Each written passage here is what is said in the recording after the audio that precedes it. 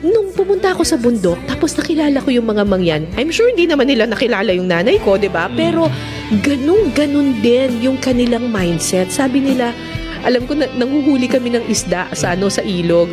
Kasi sabi ko, alam mo kuya, kumuha kaya tayo ng malaking net para makakuha tayo ng maraming isda. Tapos para po bukas wala na tayong hindi tayo magugutom. Kasi sabi niya, tas tawa sila ng tawa. Sabi nila, bakit po tayo kukuha ng marami? Hindi naman po ako, mabubusog na po ako sa isa lang.